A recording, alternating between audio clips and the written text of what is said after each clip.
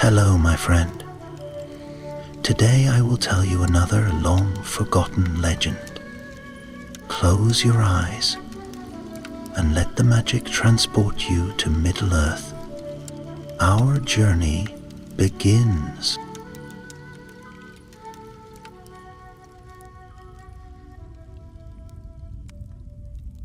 In the deep and distant past, before the world was as it is now, before men walked upon the green earth, and before even the great cities of the elves were built beneath the stars, there was only darkness and light, and between them there was a great war.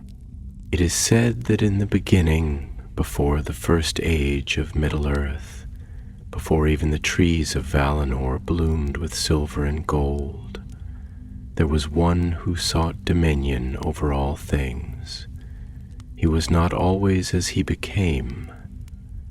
In the time before time, he had been called Melkor, the mightiest of the Ainur, a being of light and fire, filled with wisdom beyond measure. But Melkor was restless. He longed for power, not to share in the harmony of creation, but to make the world his own, to rule it with his will alone. And so, as the music of the Ainur wove the world into being, his song turned discordant. Where others shaped beauty and light, he wove storms and shadow. And with each note of his defiance he was unmade, falling deeper into darkness until he became something else entirely. No longer Melkor, no longer the greatest among the Ainur, but something darker, something feared, Morgoth. And Morgoth desired a kingdom of his own. Far in the north, where the air was cold and the mountains lay buried in endless ice, he built his first fortress, Utumno, deep beneath the roots of the world. There, in caverns of blackest stone, he shaped a stronghold of terror. The fire of the earth itself coursed through its halls, and from its darkness twisted creatures began to emerge. Where there had been peace, he sowed discord. Where there had been light, he crafted shadow. And in the secret forges of Utumno, he began his most dreadful work, corrupting the very beings that walked upon the world.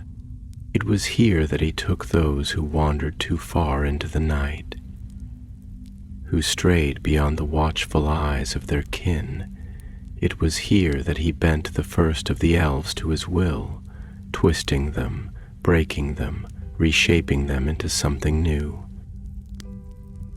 Thus were the orcs born, creatures of hatred and suffering, molded in mockery of the fair elves. The first of Morgoth's armies, but even as he spread his dominion, the Valar, the great powers of the world, did not stand idle.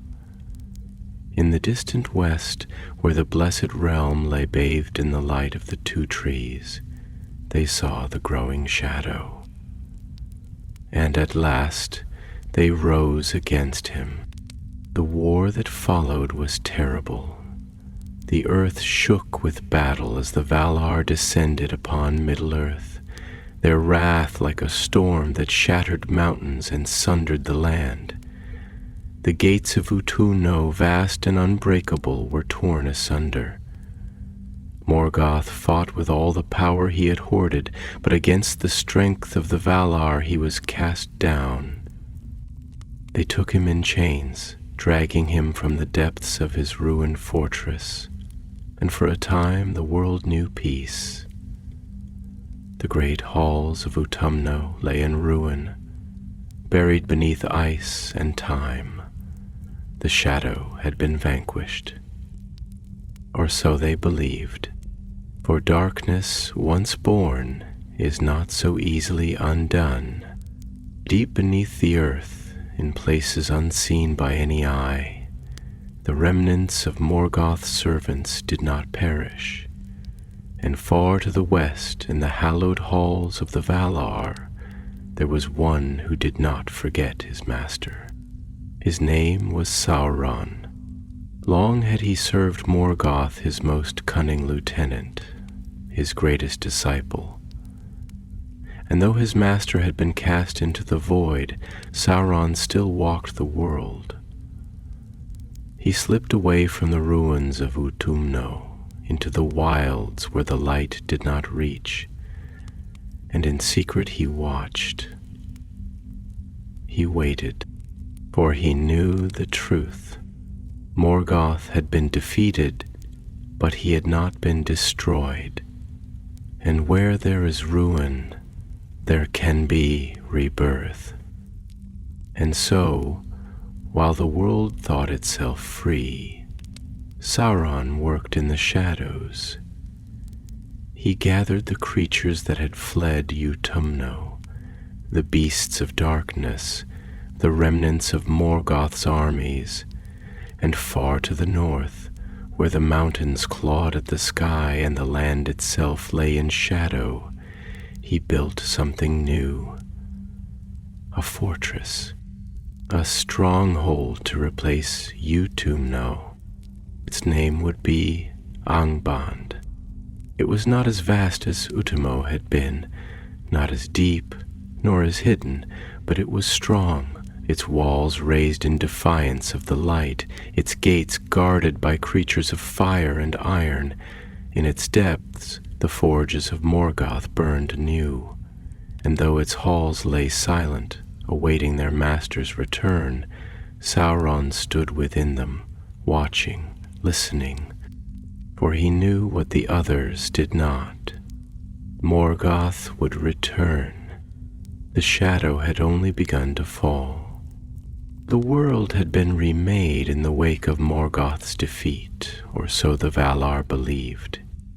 The scars left upon the land were covered in time by the creeping green of the forests, the slow advance of rivers carving their way through stone, the unhurried hands of the seasons smoothing away the ruin of war. In the west, where the light of the two trees had once bathed the blessed realm in radiance beyond the reckoning of mortal eyes, the Valar sat in their halls, content in their triumph, and Middle-earth, still young, turned upon its course. The winds carried no more whispers of dread, no more echoes of the discord that Morgoth had sown into the fabric of creation. But silence is often the herald of darker things to come. Far to the north, where the mountains reared their frozen crowns into the sky, where the air was sharp as shattered glass, and the ice lay thick as the oldest of sorceries, there was a place where the world had not yet healed. The ruin of Utumno lay buried beneath endless leagues of ice, but even the cold could not erase the weight of what had once been. The stones remembered, and there were those, far removed from the sight of the Valar, who had not forgotten. Among them was one whose name had been spoken only in hushed voices, even in the days before the Great War. He had walked in shadow, clad in forms fair and terrible, his wisdom a thing of both marvel and fear. He was Sauron, and he had been Morgoth's most trusted servant. But now Morgoth was gone, cast into the void, bound beyond the circles of the world in punishment for his rebellion, and Sauron remained. The wind that swept through the ruins of Utumno was thin and sharp, laced with whispers that none could hear save those who had learned to listen. It curled around broken spires, through tunnels collapsed beneath the weight of years, stirring dust that had not moved since the battle that had ended all things. And there, where the bones of Morgoth's first great fortress lay entombed in ice, Sauron stood, alone, his cloak billowing like the last breath of a dying storm. His golden eyes, piercing even in the half-light, swept across the wasteland before him, not in mourning nor in reverence, but in thought. "The world believes it has been cleansed," he murmured, though none were there to hear. His voice was smooth as polished steel, untouched by doubt, yet woven with something deeper, something that echoed beneath the surface of his words, an understanding that few could claim. They think that darkness once broken cannot return, that ruin is the end of all things, but they forget ruin is not an end, it is a beginning. He turned then, slowly, as if savoring the weight of his own words, letting them settle upon the air like frosts upon glass. His mind, vast and labyrinthine, wove through the threads of what had been and what could yet be. Morgoth had been cast away, but the world still bore his mark. The creatures shaped in his image had not vanished. The forges of war, though buried, had not grown cold. And the shadow once sown could never be uprooted completely. From behind him, a figure moved, emerging from the veil of mist that clung to the ruins like the breath of something ancient. Its form was twisted, hunched beneath the weight of both time and servitude, its skin marked by scars that told of whips and fire. An orc, one of the first, one who had known no other master but the Dark Lord, who had shaped him from the flesh of the captured and the broken. The creature bowed low, its voice a rasp of breath and old pain. "Lord," it murmured, though there was hesitation in its tone, a hesitation that had never existed in the days when Morgoth's will had bound them all as one. Sauron did not turn immediately. Instead, he lifted a hand, fingers brushing the air as if feeling for something unseen. A silence stretched between them, vast and heavy, before he finally spoke. "You fear," he said, the words not a question but a statement carved from certainty. "You think that without him there is no place for you, that the world will hunt you, drive you into the wild places, tear you from the earth as one might uproot a weed." The orc shifted, uneasy, but did not deny it. Sauron smiled then, slow and knowing. "And yet you live. That is the first lesson, and the only one that matters. The strong endure, the wise adapt. The world is changed, but change is not destruction. Morgoth is gone, but I remain, and so long as I remain, the shadow will not fade." He stepped forward then, and though he did not raise his voice, it filled the air as though the very stones of Utumno had gathered to listen. "The Valar, for all their wisdom, for all their power, have always made one fatal mistake. They believe that light alone is eternal, that darkness once cast out will never return. They forget that darkness is not the absence of light, but its reflection. Where there is light, there must be shadow, and where shadow falls, it will always rise again." The orc did not move, did not breathe, as though caught beneath the weight of words it could not fully grasp, yet understood in some primal, wordless way. Sauron looked past him toward the horizon, where the sky bled into the edges of the world, where the north lay waiting, vast and empty. He had stood in these ruins long enough, He had seen what he needed to see. The past had given its answer, and the future had begun to take shape. "It is time," he said softly, and the wind carried his words into the void. Without another glance he turned, his cloak stirring the dust at his feet, his steps silent upon the ice-bound stone. The orc watched him go, hesitation flickering like a dying flame behind its eyes, before falling into step behind him. Others would follow. The world had thought itself free. It had believed that ruin meant victory, that the past could be buried beneath ice and time. But it was wrong.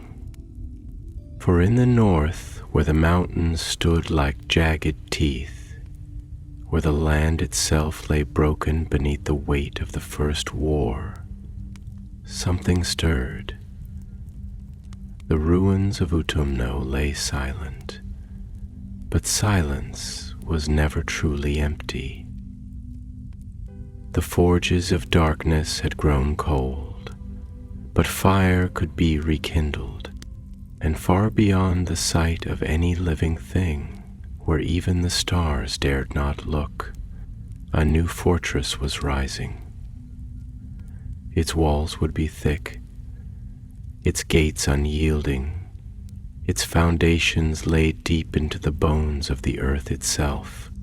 Its name was Angband, and the world, though it did not yet know it, would learn its name in fear. The north lay in silence, but it was not the silence of peace. It was an absence, a void left in the wake of something vast and terrible. The land bore the scars of war like an old wound that had never fully healed, ice creeping over the broken stones where once the greatest fortress of shadow had stood. The sky was a bleak expanse, neither day nor night, where the stars were faint ghosts struggling against a sea of darkness, as though the very heavens recoiled from what had once been. It was in this forsaken place, where the weight of history lay heavy upon the earth, that Sauron walked, his form a shadow upon the ice, his cloak trailing behind him like the last whisper of an extinguished fire. He did not shiver in the bitter wind, nor did his golden eyes waver as they swept across the frozen wasteland before him. There was no hesitation in his stride, no pause for doubt or mourning. He had stood in these ruins long enough. The past had spoken. The future called to him. Beside him, the orc that had followed from the ruins of Utumno hesitated, the creature's breath curling in the cold air like smoke from a dying flame. Its eyes, dark and filled with something that might once have been fear, flickered toward the figure walking beside it, as if it sought to understand something beyond its own comprehension. The orcs had been made for war, for battle, for slaughter. They had never been meant to think, and yet in the absence of their master's voice, some of them had begun to do so. At last it spoke, its voice low, rasping, filled with the weight of something it could not fully name. Morgoth is gone. The words were not a question, but neither were they a statement of certainty. They were something in between, a thought, a fear, an uncertainty that had festered in the darkness. Sauron did not turn. His gaze remained fixed on the horizon, on the distant peaks where the foundations of something new would soon be laid. "Gone," he echoed, and there was something in his voice that was almost amused, almost mocking. He let the word linger in the air, letting it settle into the silence before continuing. "Tell me, when the sun sets, do you believe it is gone? When the night comes, do you think the light has perished? Or do you know, somewhere within you, that it will return, that even in darkness it waits. The orc shifted uneasily, its heavy feet crunching against the frost. It did not know how to answer, did not know if it was meant to. Sauron exhaled softly, a breath of air that did not fog in the cold. "Morgoth is not gone," he said, his voice smooth as a blade sliding from its sheath. "He has been bound, cast into the void, exiled beyond the reach of this world. But the void is not death. The void is not the end of all things. It is the space between, the place where echoes linger, where whispers grow into storms. Do you know what lingers in the void?" The orc swallowed, a dry, cracked sound. Sauron smiled, slow and knowing. "Hatred," he said. "A hatred vast as the sky, deep as the roots of the world. And hatred is not a thing that fades. It festers, it waits, it gathers its strength." He stopped then, turning for the first time to face the creature beside him. The orc flinched beneath that gaze, beneath the weight of those eyes that burned like embers in the night. Sauron's voice, when he spoke again, was softer, but it did not lose its power. "They believe they have won. The Valar sit in their shining halls, believing the darkness has been cast away. The elves build their cities, singing their songs of victory, believing the past is behind them. The world turns, thinking it is free." He tilted his head slightly, a gesture that might have been curiosity or something darker. "Do you think they are right?" The orc hesitated, its mind fumbling for words it did not have, for thoughts it had never before needed to shape. It had seen what had happened when Morgoth fell. It had seen the armies scattered, the fortresses broken, the creatures of the shadow hunted to the edges of the world. It had seen its kin slaughtered, torn from the land as if they had never belonged to it.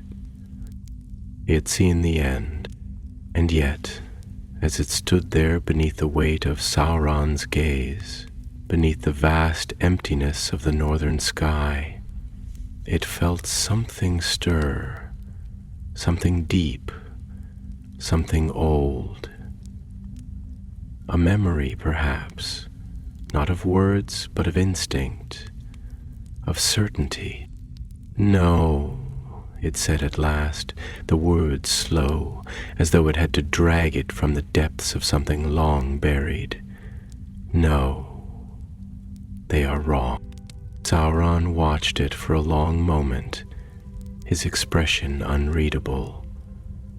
Then, almost imperceptibly, he nodded. He turned again, his gaze sweeping back to the horizon, to the mountains that loomed like dark sentinels against the sky. "Come," he said, and his voice was the voice of the wind, of the night, of the tide that does not stop. "There is much to do." The orc followed. The land they passed through was a place untouched by time, by warmth, by light. The very earth was cracked, frozen, old beyond reckoning, and the wind that howled through the valleys carried no scent of life, only the echoes of what had once been. There were no trees here, no rivers, no living thing that had not long since withered. It was a place where the world itself had turned away, where the bones of the past lay beneath the ice, waiting for something that would never come. But Sauron did not see a grave. He did not see ruin. He saw a foundation. For where better to build a new stronghold than upon the corpse of the old? And so, beneath the shadow of the northern mountains, where the stones still bore the memory of Utumno's fall, the first stones of Angband were laid. They were black, cut from the heart of the mountain itself, shaped not by mortal hands but by something older, something more ancient than even the world itself. Fire burned beneath them, deep in the roots of the earth, where the molten blood of the world still flowed, where the forges of the past had been silent for too long. The fortress rose, stone by stone, tower by tower, its gates forged from iron darker than the night, its halls deep as the abyss. And beneath it, beneath the mountain where none could see, where the light would never touch, something deeper was carved. A throne, not for Sauron, but for the one who would return. For hatred does not fade, it waits.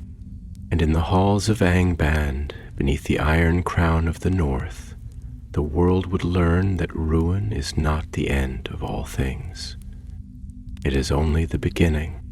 The north was vast, cold, and silent, a kingdom of desolation where the wind howled with the voices of the past, where the earth was hard as iron, unyielding to time or memory. It was a land of forgotten things, where the ruins of the first war lay buried beneath frost and shadow, their stories unwritten, their echoes carried only in the whispers of the gale. And yet in that emptiness, in the silence between stars, something stirred. Beneath the great spires of blackened stone that had risen from the bones of the world, beneath the towering battlements of Angband, a new fortress had taken form. It stood defiant against the sky, its walls dark and seamless, carved not by mortal hands but by something deeper, something ancient, something that did not bend to the laws of time or decay. And below, deeper than the eye could see, beneath the very foundations of the fortress, the earth had been torn open, carved away by fire and hammer, until the chambers of shadow ran like veins through the stone. Here, in the heart of the darkness, where the walls themselves seemed to pulse with the heat of the forges, where the air was thick with the scent of iron and ash, Sauron stood, motionless as a statue, his golden eyes reflecting the flames of the great pits below. The sound of hammering rang through the halls, slow and measured, each strike like the tolling of a distant bell, each note carrying the weight of something unfinished, something waiting. The orcs worked without rest, their bodies bent beneath the will that guided them, their hands blistered, their faces marked with soot and sweat. They did not speak, for there was nothing to say. There was only the work. Sauron watched them, though his mind was elsewhere, far beyond the stone and fire, beyond even the fortress itself. He was thinking, weaving the future within the halls of his thoughts, seeing the shape of what was to come, not in visions, nor in dreams, but in certainty. The Valar believed themselves victorious, blind to the roots that still coiled beneath the surface, blind to the echoes that lingered, but he had seen what they could not. The world was not free. It had never been free. From behind him, a voice, low and hesitant, broke the silence. "My lord." Sauron did not turn immediately, but he did listen. He knew the speaker well, knew the tone of hesitation, the weight of unspoken words. The orc Grushak, one of the oldest, one of the few who still remembered Utumno not as ruin but as a living thing, stood at the edge of the light, his form half swallowed by shadow, his shoulders hunched as though expecting a blow that would not come.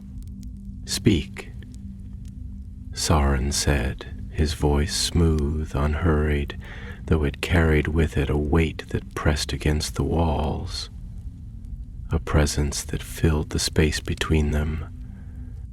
Grushak hesitated, his gnarled fingers tightening around the hilt of the rusted blade at his side, though it was not in defiance nor in preparation for battle, but in an old habit that had once meant something, long ago, when the world had made sense, when orders had been absolute and the will of the Dark Lord had bound them all.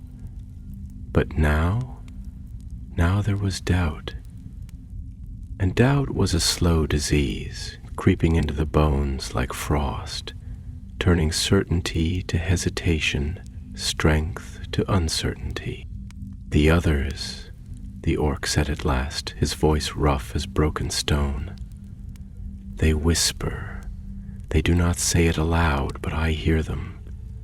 They wonder why we build, why we dig, why we shape stone into walls when there is no master to command it. They do not understand.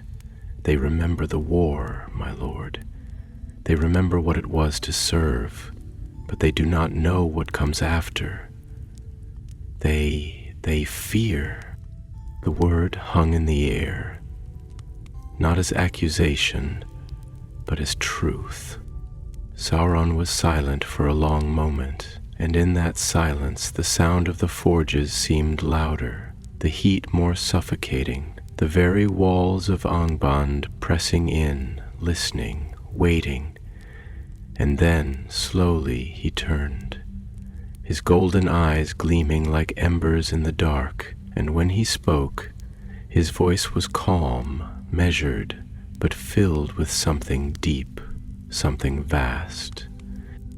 "They fear," he repeated, tasting the word as though it were a thing unfamiliar to him, something foreign, something beneath him. "Tell me, Grushak, have you ever feared?" The orc blinked, uncertain, shifting beneath that gaze. He hesitated, as if the very thought was something alien, something that should not be spoken aloud. "I have fought, I have bled, I have seen battle, seen death, seen ruin. But fear? I do not know." Sauron took a slow step forward, his movements deliberate, his presence swallowing the space between them. And though he did not touch the orc, he might as well have, for the weight of his gaze was enough to press down, to strip away the skin and lay bare the truth beneath. "Then let me teach you," he murmured, and there was something almost kind in the way he said it, something patient, something knowing. Fear is not the thing that claws at you in the dark. It is not the sound of the enemy's blade, nor the knowledge of death. Fear is deeper than that. Fear is the knowing of what will come, and the knowing that you are powerless to stop it. Fear is the realization that no matter how high you build your walls, no matter how deep you dig your graves, the tide will rise, and it will take all that you have ever known with it. His eyes narrowed slightly, and the flames reflected in them seemed to burn brighter. That is why they whisper, Grushak. Not because they do not believe, not because they do not serve, but because they see the tide rising, and they do not know if they will survive it. The orc swallowed, his throat dry, and for the first time he did not know what to say. Sauron smiled, though it was not a smile of kindness. It was something colder, something deeper. "But that is where they are wrong," he continued, his voice soft as the whispering wind, as the hush before the storm. for we are not the ones who will be swallowed by the tide. We are the tide, and the world, though it does not yet know it, will drown beneath us." He turned away then, his cloak stirring in the heat, his eyes returning to the fires below. The orc stood there for a moment longer, staring at him, at the figure that was both shadow and flame, both promise and doom, before he bowed his head and stepped back, disappearing once more into the darkness. And so the fortress grew.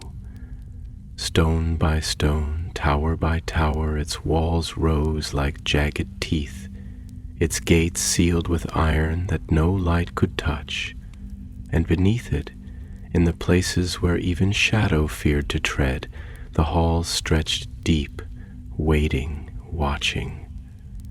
The world believed it had been freed from the darkness, that the shadow had been vanquished. But the shadow was only beginning, and in the halls of Angband, in the silence between the echoes of the forges, a throne stood empty, waiting for the master who would return, for hatred does not die. It waits.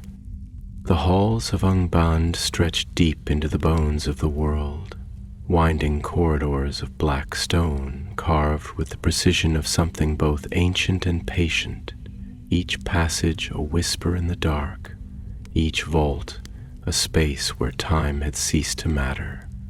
The very air was heavy, thick with the weight of shadow, thick with the residue of the countless things that had suffered and perished within its depths. There was no sky here, no moon, no stars to weep for those who walked these halls. Only the ceaseless flicker of firelight against unyielding rock, casting jagged shapes against the walls like the broken remnants of forgotten dreams. The forges never cooled, the anvils never stilled, and the rhythm of hammer upon steel had long since ceased to be a mere sound. It was a pulse, a heartbeat, the lifeblood of the growing fortress. In one of the deeper chambers, where the ceilings arched high above in sweeping vaults, and the air shimmered with the heat rising from rivers of molten rock, Sauron stood in silence, his gaze fixed upon the great furnaces where iron was drawn from the earth's heart and shaped by hands that knew no rest. The orcs labored beneath the heat, their movements mechanical, their hands raw from the endless toil, but none dared falter, none dared complain. They were tools, and tools did not speak, they did not think, not truly. And yet, as he watched them, something in their silence made Sauron's thoughts stir, like the ripples upon a still pool when a single stone is cast into the depths. The fear Grushak had spoken of was real, but it was not the fear of battle, nor the fear of pain, nor even the fear of death. No, it was something deeper, something far more insidious. It was the fear of uncertainty, the fear of a world that no longer followed the rules they had once understood, the fear of what it meant to exist in a time when their master's will no longer commanded them with absolute certainty. From behind him another figure approached, moving with careful steps as though reluctant to disturb the stillness. He did not need to turn to know who it was. Sauron, the voice was low, even, carrying with it the weight of ages. It was Gothmog, the Lord of Balrogs, his very presence a thing of burning wrath, his form wreathed in an ever-flickering aura of heat and shadow. He was a being of fire and destruction, a remnant of the First War, of the days when Morgoth's armies had blackened the land, and the Valar themselves had waged war to cast them down. Yet here he stood in the halls of Angband, beneath the rule of one who had once served. It was not submission, it was something else, something older. Sauron did not turn at once. He let the silence stretch, let it settle, let it coil around them like smoke before he finally spoke. "You do not ask why we build," he said, his voice smooth, unwavering, as though he were speaking of something as certain as the rising of the sun, as inevitable as the fall of all things. Gothmog's form shifted slightly, the heat around him distorting the air, making it ripple like the waves of some unseen ocean. "I do not ask, because I already know the answer." His voice was rough, like smoldering embers, filled with something that was neither doubt nor certainty, but something that lay in between. "But I would hear it from you, nonetheless." Sauron smiled, though there was no warmth in it, only the knowing of one who has already foreseen the course of all things. He turned then, his golden eyes gleaming in the firelight, and when he spoke, his words were slow, deliberate, meant not only to be heard, but to be understood. "The world believes it has won," he said, his voice carrying through the chamber like the whisper of a blade unsheathed. "The Valar sit in their halls, singing their songs of peace, believing that they have shaped the world to their will, that their order is absolute, that the darkness has been cast away forever. The elves build their kingdoms, filling them with light and beauty, believing that their golden age will never fade, that the days of war are behind them, that they are free. And men have not yet risen to power, but their time will come, and they too will believe they are masters of their own fate." He paused, tilting his head slightly, his gaze unreadable. "But we know better, do we not?" Gothmog did not answer at once. He did not need to. Sauron took a step closer, the flickering light of the forges casting long shadows upon the walls, the very air trembling with something unspoken, something vast. "The world does not belong to the Valar," he continued, his voice softer now, but no less certain. "It does not belong to the elves, nor to the men who will come after them. It belongs to those who have the will to shape it, to those who do not bend before the weight of fate, to those who see beyond the illusion of peace and understand the truth of all things."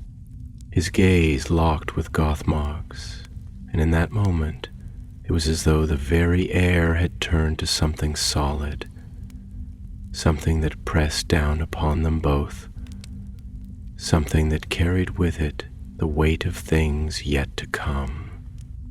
"The Valar do not rule this world," Sauron murmured, his voice no more than a breath, but filled with the promise of storms yet to break. "They are merely caretakers, clinging to an order that was never meant to last. They are fools, blind to the inevitable, blind to the truth that even now, even in their moment of so-called victory, the shadow has already begun to return." Gothmog exhaled, a sound like the crackling of distant flames. "And Morgoth?" he asked at last, his voice carrying something that was neither defiance nor submission, but something older, something that had existed long before either of them had spoken these words. Sauron did not answer immediately. He did not need to. Instead, he turned away, his gaze returning to the fires below, to the endless work of the forges, to the great halls of Angband that stretched ever deeper into the bones of the world. When he spoke again, his voice was quiet, thoughtful, but no less certain than before. "Morgoth is not here," he said, and the words were not an admission but a promise. "But his will is not broken, his hatred is not forgotten, and hatred, when it lingers, does not simply fade. He let his words settle, let them sink into the stone, into the air, into the very foundations of the fortress that had begun to rise from ruin." At last he turned his head slightly, casting a glance back at Gothmog, his golden eyes gleaming in the dim light. "You ask why we build," he said, and now at last his smile returned, slow and knowing, filled with something vast, something unspoken, something inevitable. "We build because the world believes it is safe, and there is no greater weakness than the illusion of safety." Gothmog did not speak again. He did not need to. The fortress grew. Stone by stone, tower by tower, its walls rose like the jagged spine of the earth itself, its gates sealed with iron that no light could touch, its foundations sinking deep, deeper than the world knew, deeper than the light would ever reach. And beneath it, beneath the halls where the forges burned, beneath the great chambers where the armies gathered, something darker was being shaped, something vast, something waiting. For the world was not free. It had never been free. And in the halls of Angband, in the silence between the echoes of the forges, the shadow had begun to rise once more. Angband had risen, not in haste nor in reckless ambition, but with the patience of one who understood that the foundations of true dominion must be carved from the very bones of the world, forged in the unyielding fire of certainty, and sealed with the will of those who did not bend to the illusion of time. The fortress did not stand in defiance of the heavens. It did not need to. The stars above were cold and distant, indifferent to the struggles of the earth below, and in their silence they betrayed the truth that the wise had always known. The world belonged to those who could claim it. And so Angband was shaped, a wound upon the land that would never heal, a citadel of shadow that reached not upward but downward, deep into the unseen places, where the roots of dominion could take hold, where the light of the sun would never intrude.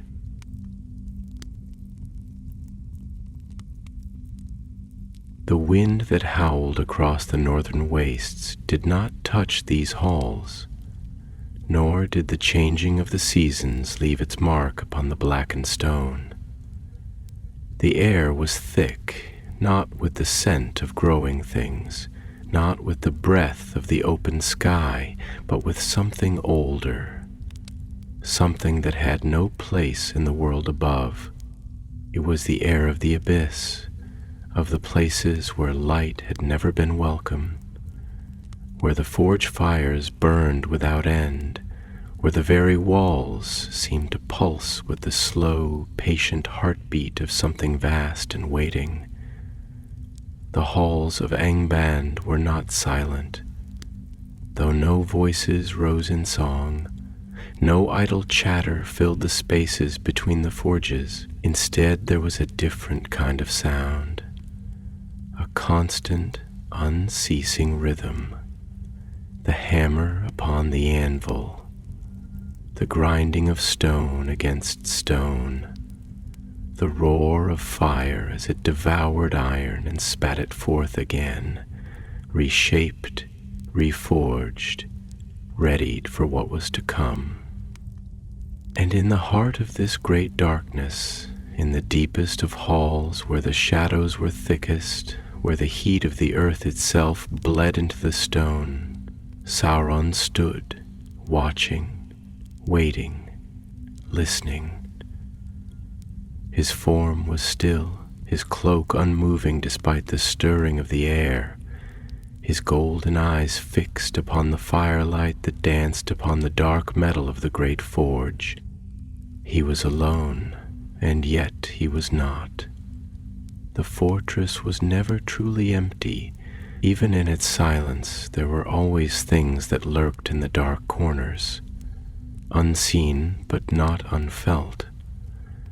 Creatures that had been shaped in secret, things that would never walk beneath the open sky, things that belonged only to the deep places of the world.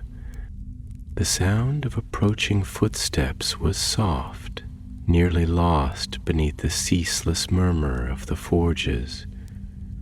But Sauron did not need to turn to know who it was.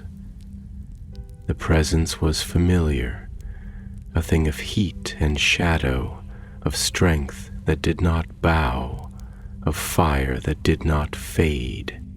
You have been watching for some time. The voice was deep, edged with the crackling undertone of flame, and it filled the space between them with something heavy, something unspoken. Gothmog did not ask questions for the sake of curiosity. He was not one to waste words on things he did not seek to understand. Sauron allowed the silence to stretch before he spoke, his voice even, measured, touched with the faintest edge of something unreadable. I have been thinking. Gothmog let out a low exhale, something that was neither amusement nor frustration, but a sound that carried the weight of one who had long since tired of the complexities of speech. You think often, he said, though there was no accusation in his tone, only the simple observation of one who had walked beside him long enough to know that Sauron's mind was not shaped like others. Sauron turned his gaze slightly, not toward the Balrog, but toward the great forge, where the metal still glowed with the heat of its making. Thought is the foundation of all things, he said, his voice quieter now, more introspective. Fire consumes, the hammer shapes, but without thought there is no purpose, no direction, no meaning to the labor. It is the mind that turns steel into a sword, that gives form to the formless, that binds chaos into order. Gothmog shifted, the heat around him intensifying for the briefest of moments before settling once more. And what order do you seek to bind, Sauron? You speak as though you already hold the shape of the future within your grasp. Sauron let the question linger, let the flames flicker and dance upon the darkened metal before he answered. The world above believes that it has been freed, he murmured, his words slow, deliberate, woven with the weight of something deeper. They believe that the fall of Morgoth was the end of all things, that his dominion has been shattered, that his will has been cast into the void, never to return. But they do not understand the nature of power. They do not understand that ruin is not destruction, that defeat is not the same as oblivion. They do not understand that so long as even the memory of darkness remains, so long as even one voice speaks the name of the fallen, he is not truly gone. Gothmog's eyes burned, twin coals in the dim light. You believe he will return. Sauron did not answer immediately. Instead he turned, his gaze meeting the Balrog's unblinking, unshaken, filled with something that was neither hope nor despair, but something older, something deeper, something that had no name. He does not need to, he said at last, and the words were soft, but they carried with them the weight of inevitability. He is already here. Gothmog did not move, but the air around him trembled, the heat growing more intense. the very walls seeming to press inward as though the fortress itself were listening. "You mean his will," he said, though there was something in his tone that suggested he already knew the answer. Sauron inclined his head ever so slightly, his expression unreadable. "What is a master if not the shaper of those who follow? What is a ruler if not the architect of those who serve? Morgoth's hand no longer guides this world, but his will has not faded. His hatred has not been undone. His mark is upon this earth, and it will never be erased. So long as that mark remains, he remains." He paused, his voice dropping lower, more contemplative. "And hatred is a thing that does not simply vanish." Gothmog was silent for a long moment, and when he spoke again, there was something different in his tone, something that was not doubt, but the careful consideration of one who had long since stopped believing in the promises of others. "And you?" Sauron did not look away, his golden eyes steady, unblinking. "I do not serve ghosts," he said, his voice carrying no hesitation, no fear. "I do not wait for the past to rise again. I shape the present, I shape the future." His lips curved slightly, though there was no warmth in the expression, only the certainty of one who had already chosen his path. "And the world will kneel before it." The flames flickered, the heat swelled, and the fortress of Angband stood in silence, listening, waiting, for the shadow had begun to rise once more, and the walls of Angband, black as the void between the stars, rose ever higher, thick as mountains, cold as the grave, sealed with iron and fire so that nothing of the world outside could touch the shadow within. Beneath its vast towers the stone gaped open like a wound torn into the flesh of the earth, descending into labyrinthine tunnels where no light could reach, where the very air was thick with the scent of iron and old blood, where the ground itself seemed to groan beneath the weight of something ancient and waiting. The fortress did not grow as things of the world above grew, not in the way that trees stretched toward the sky, nor in the way that rivers carved their paths through the land with patient hands of water and time.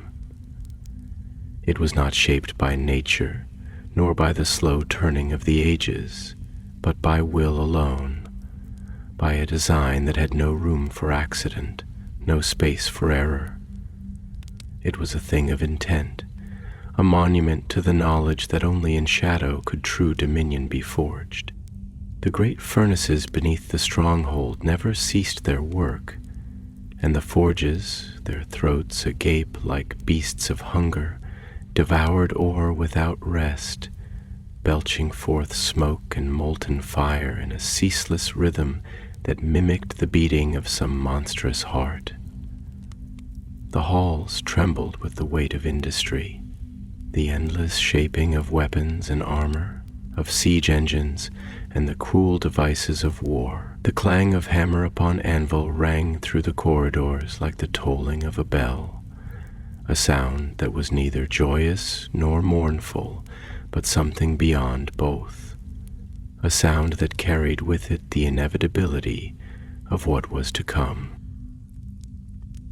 Deep within the citadel, in a chamber far removed from the din of the forges, where the air was still and thick with the weight of stone and silence, Sauron stood before a vast table of blackened steel, its surface smooth as a polished mirror, though no reflection moved upon it. Around him, the great pillars that held the ceiling aloft loomed like the bones of forgotten giants, their surfaces carved with runes that shimmered faintly in the dim red light that bled from unseen sources, their words whispering of things long buried, long lost.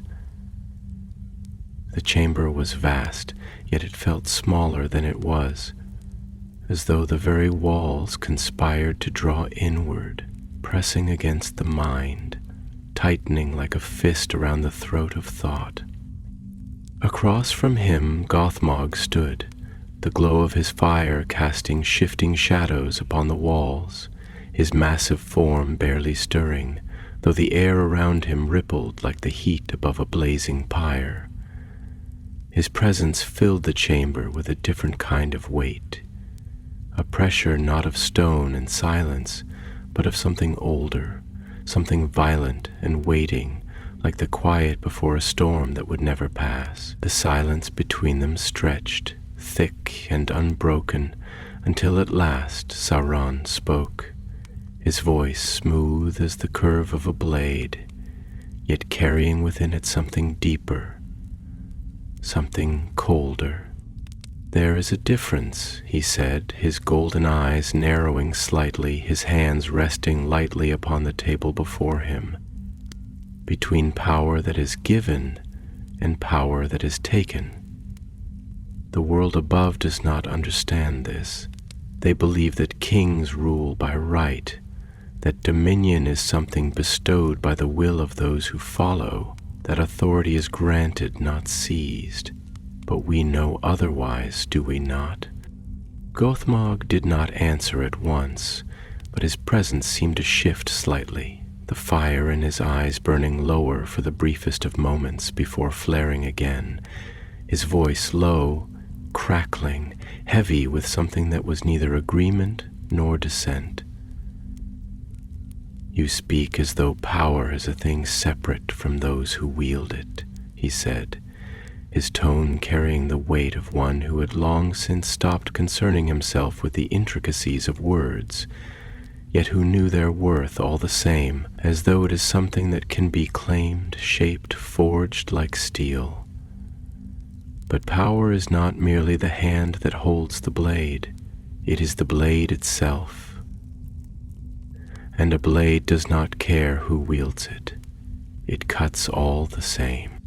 Sauron's lips curled slightly, though the expression was not one of amusement nor of approval, but of something subtler, something colder. "A blade in the hand of a fool is still a blade," he said, his voice quiet, almost thoughtful, "but it is a wasted one. A weapon without intent is no different from the ore it was shaped from. It does not shape the world, it does not change the course of fate, it does not carve its will upon the fabric of things. No, power is not merely the blade. Power is the knowledge of when to strike, of where to place the edge, of how deep to drive it. Power is not the sword, it is the will that wields it." The Balrog shifted again, the air around him growing hotter, though his form remained still. "And is that what you see in yourself?"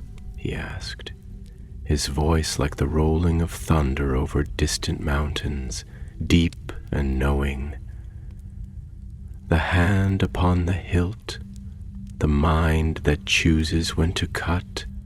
Sauron exhaled softly, the faintest trace of breath escaping him, though there was no weariness in it, only a quiet certainty.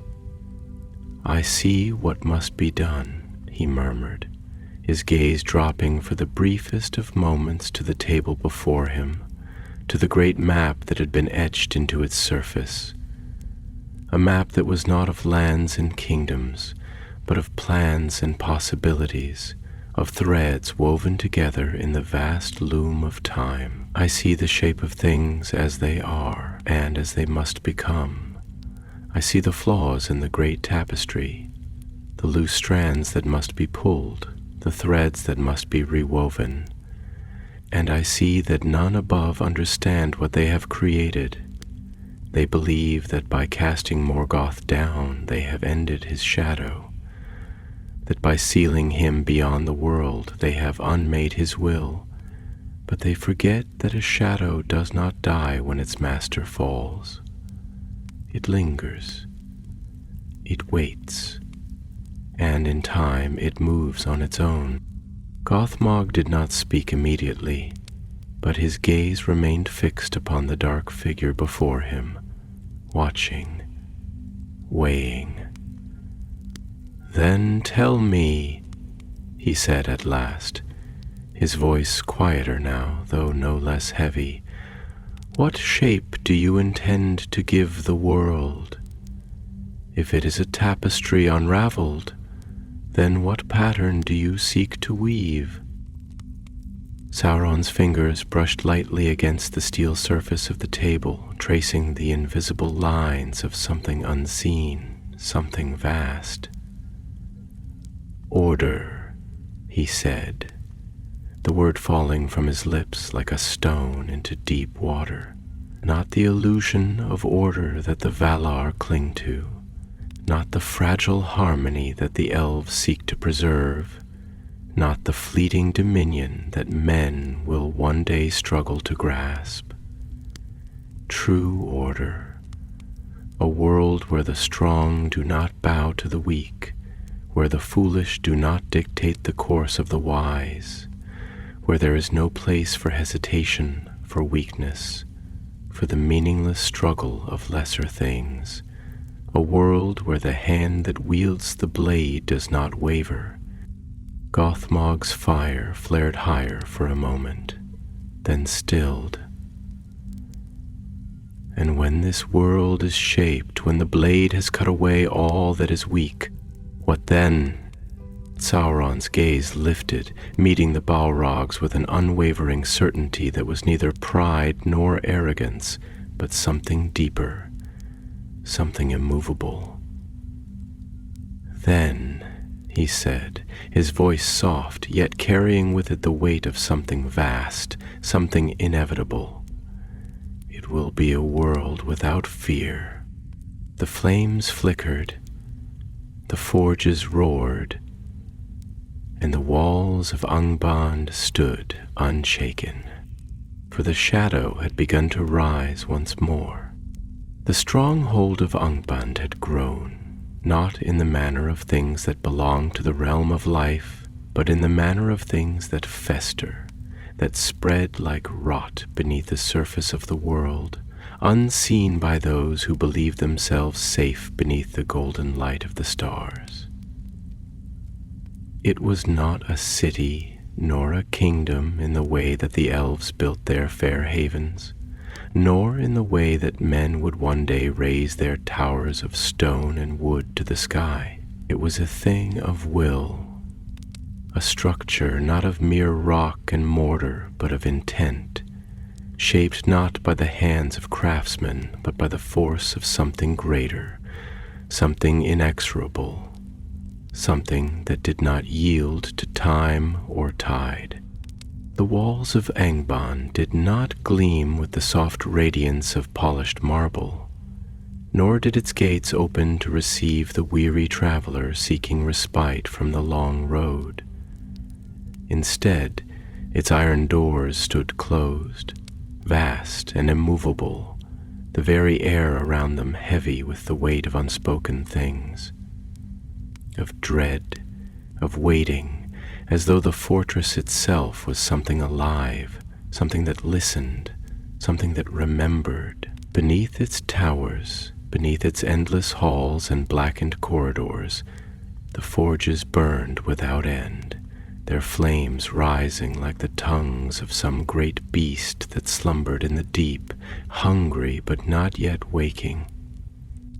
And there, within the heart of it all, within the chamber where the heat of the furnaces bled into the stone, where the air was thick with the scent of fire and metal, where shadows clung to the walls like whispers that had never found a voice, Sauron stood, silent, watching, listening, not to the clamor of the forge, nor to the muttered voices of those who labored in his service, but to something deeper, something unseen, something that stretched beyond the walls of Angband, beyond even the bounds of this world. It was not a sound, nor a voice in the way that the tongue speaks or the ears hear. It was something else, a presence, a pulse, a lingering fragment of a will that had not been broken, though the world above believed it had been cast away beyond all reach.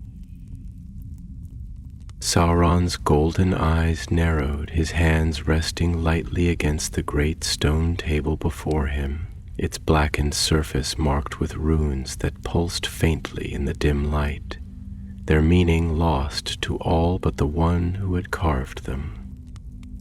He did not move, did not speak, did not call for those who served him, for this was not a matter that concerned them. This was something that belonged only to him, to the silent war that had never ended, to the work that had begun long before the first age had drawn its breath.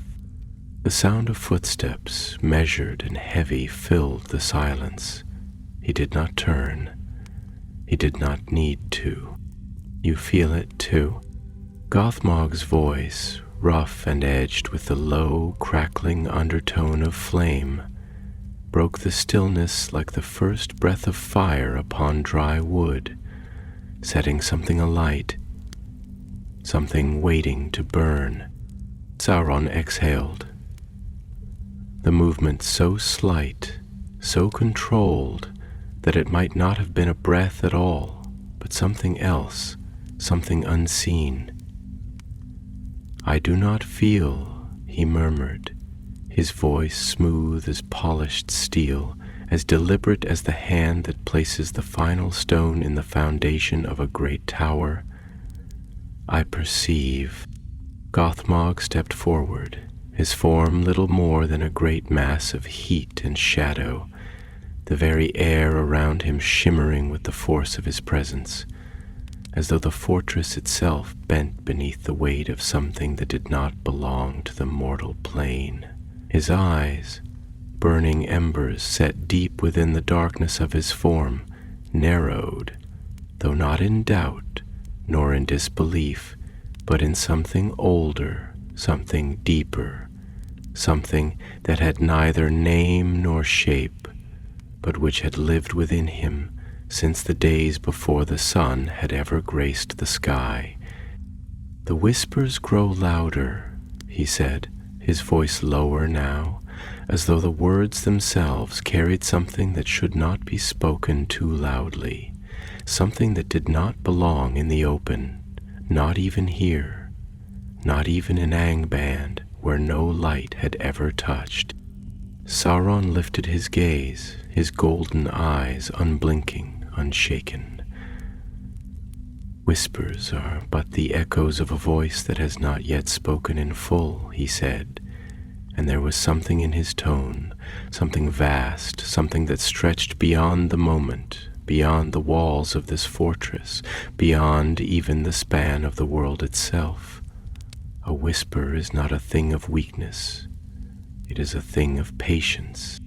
Gothmog's flames flared, rising higher for a brief moment before settling once more, and though his form did not move, there was a shift in his presence, a weight in the air that had not been there before. "Then what is it that we are waiting for?" he asked, his voice edged with something unspoken, not frustration, not doubt, but something close to both, something that belonged to a being who had never been made to wait. "What is it that you see, Sauron? You build, you shape, you gather those who will follow, but for what? To hold a kingdom of stone and fire? To wait in the dark for the world to remember its fear?"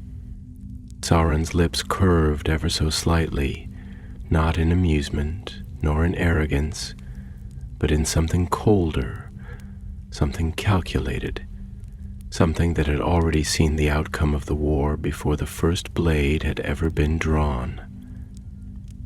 "No," he said, his voice soft, but carrying with it the weight of inevitability.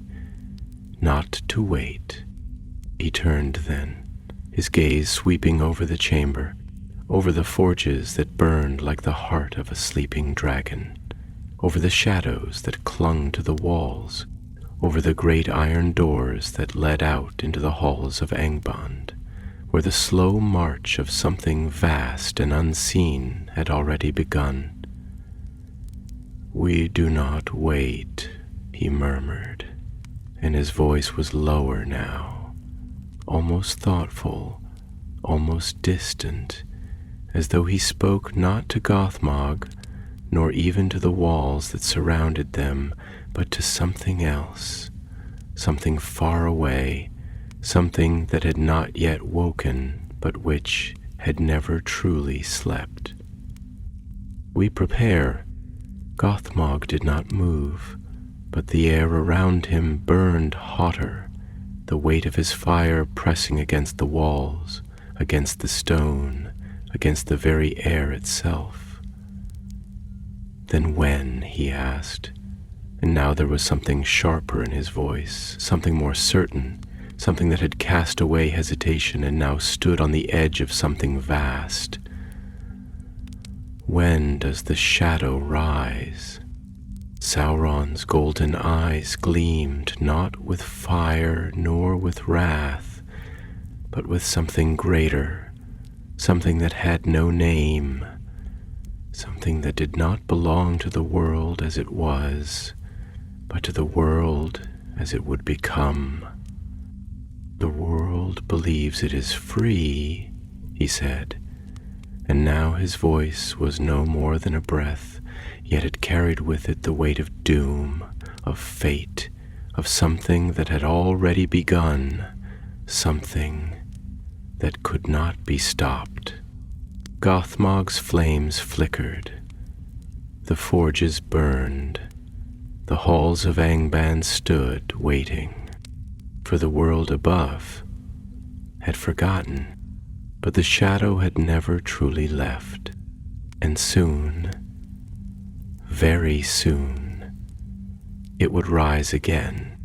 The black fortress of Angband stood silent, a monolith of unyielding iron and stone, its walls breathing with the weight of centuries yet unwritten, its gates holding back the storm of a world that did not yet know its doom. Above its towers the sky stretched empty, a vast expanse devoid of stars, where the wind did not stir, where even the air itself seemed reluctant to move, as if the heavens had turned their gaze away from this place, unwilling to bear witness to what was being shaped within its depths. The very foundations of the fortress seemed to drink the darkness, as though it were not merely a place built upon the land, but something that had bled forth from the bones of the world itself, something that had always been here,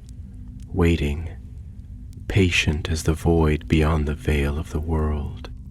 Beneath the unbroken expanse of its blackened halls, where the glow of forge fire twisted against the walls, where the stone itself trembled beneath the weight of something vast, something unseen, Sauron walked, his steps unhurried, his gaze sharp, his thoughts turning like the slow, inevitable grinding of the world's fate. Beneath the great wheel of time, the air around him carried the scent of molten metal, of smoldering coals, of something deeper than mere fire, something that did not belong to the natural order of things. It was the scent of creation, but not the creation of light nor of life.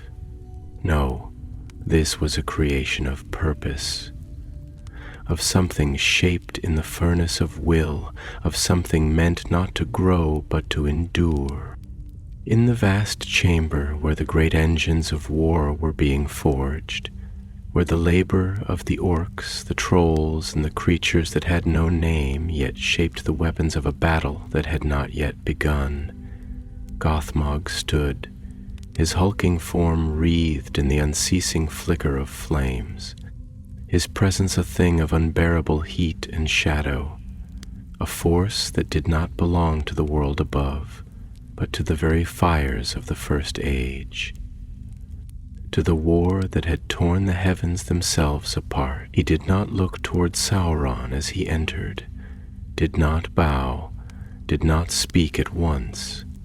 There was no need. Between them there had never been need for such things. The Balrog's voice, when it came, was low, like the rumbling of thunder beyond the mountains, a thing that promised fire but had not yet fallen upon the earth. "They are restless," he said, his words slow, his tone carrying something deeper than mere report, something older, something that had waited far too long to be spoken. "They do not say it aloud, but I hear it in the way they move, in the way they look to the gates, to the world beyond. They do not understand why they wait." Sauron did not answer immediately, did not turn his gaze toward Gothmog, did not let his expression betray any sign of urgency, for there was none. Instead, he let the silence stretch, let the air between them weigh heavy, let the moment settle like the stillness before the breaking of a storm. And then, with deliberate patience, he spoke, his voice smooth as the blade that has been sharpened not for battle, but for execution. "They wait," he murmured, his fingers brushing against the cold metal of the table that stood before him, its surface etched with runes that pulsed faintly in the dim light, runes that did not belong to any tongue that still walked the earth, but to something older, something that had been forgotten by all save those who had seen the world before the sun. "Because the world is not yet ready to understand what comes next." Gothmog's fire flared slightly, the air around him growing hotter, pressing against the stone walls, sending shadows flickering wildly across the chamber as though they too had begun to move with unease. "The world does not need to understand," he said, his voice edged with something close to impatience, though it was not mere frustration. It was something deeper, something closer to the instinct of the storm when it hangs heavy in the air, when it can no longer be held back. It only needs to burn. Sauron exhaled, though it was not a sigh. It was something colder, something quieter, something that carried the weight of absolute certainty. "No," he said softly, and now his gaze lifted, golden eyes meeting the ember gaze of the Balrog, not in defiance, not in challenge, but in something far greater. To burn is not enough. A fire that merely consumes is nothing more than a passing storm, a thing that will leave behind nothing but ruin, nothing but silence, nothing but the memory of something that once was. He took a slow step forward, his movements measured, his presence filling the space between them like a shadow stretching across the stone. "I do not seek ruin," he continued, his voice quieter now, but no less powerful. "I do not seek the mere destruction of the world as it is, for destruction is simple, destruction is thoughtless, destruction is a thing that belongs to those who do not understand the nature of true power." He tilted his head slightly, his expression unreadable, his gaze unblinking. "I seek to replace." The flames around Gothmog flickered, and for a long moment he did not answer.